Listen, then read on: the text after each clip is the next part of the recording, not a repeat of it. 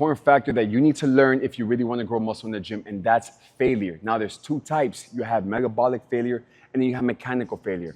Here, I'm going to show you an example of what metabolic failure looks like, and that should only be done at the very end. But I'm also going to go over breathing and bracing so you can lift heavy confidently so you avoid injury, control of your weights so you don't start having joint pain, and progressive overload. The techniques, the cues, the form is all in your videos. Make sure you watch them thoroughly so you really learn how to exercise effectively.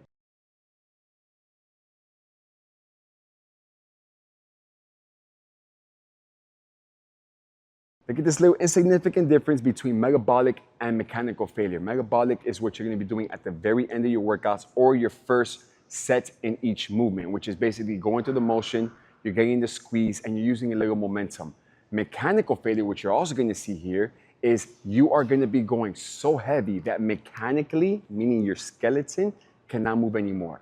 You're going to take a rest pause. Guys, you have to take your rest pauses. That's about 5, maybe 10 seconds, depending on how heavy and how intense you're going. Take a 10-second breather. You might be aiming for about 4, 5, 6 reps.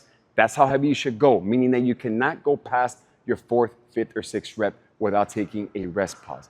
That'll be your first rest pause. Catch your breath, get your composure back, try to pump out another 3 or 4.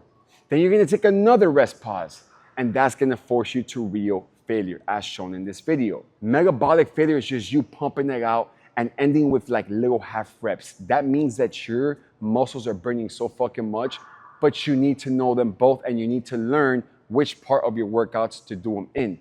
Mechanical failure is from beginning all the way to the very last workout. The last workout is where you need to implement the metabolic failure. Short rest in between, no rest pauses, meaning like after each set, you should be taking about a 30 to 60 second break, which you're gonna see on your plan. And for your heavier lifts, the mechanical failure type shit, you're gonna get about 2 or 3 minutes of rest in between. And if you don't need 2 or 3 minutes, it's because you're not going hard or heavy enough. So you really need to understand this failure concept, again, if you really wanna shape your body.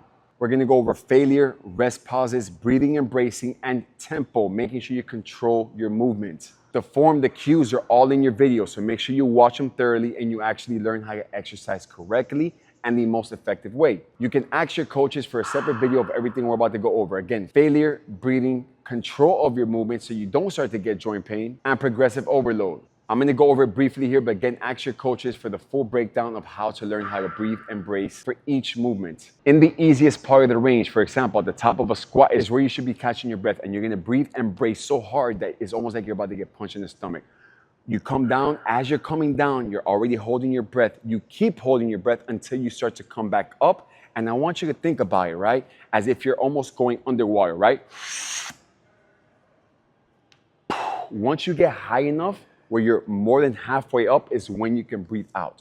But you need to breathe, you need to hold your breath and brace. You shouldn't hold your breath for longer than 5 seconds. So make sure you don't breathe and stay at the top for long. Make sure you breathe right before you're about to go down. You're braced, you're solid, and you're gonna move with power. Progressive overload is super important. Make sure you ask your coaches for a more in-depth video of this, but you should be increasing in weight, most importantly, every single week.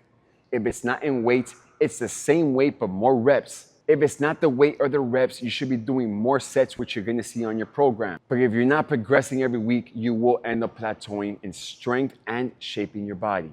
You don't want that. And the last most important thing, guys, is know your tempo. Again, ask your coaches for a more in-depth video of this through the messages. Message them and just ask them. They'll know exactly what video to send you. Make sure you know what your tempo is. Your tempo is how long does it take you to get down. It should be about a 3 count. So 1, 2, 3. You should be pausing at the bottom before you switch direction, because if you're coming down, holding weight especially, and you're just gonna immediately explode from the bottom, guess what? That's all lower back, knees. Next thing you know, you're all fucked up. And you don't want that. We're gonna avoid that. So you're gonna listen to me and follow my lead. So you pause at the bottom. As soon as you have control, you start to come up and you spend no time at the top. That, my friends, is called time under tension. And that applies for squats, deadlifts, back workouts, chest workouts. Make sure you spend no time at the easiest part of the range, and you'll know which part that is. So keep those 4 most important factors when it comes to the gym in mind as you progress through this journey. I'll see you on your first workout.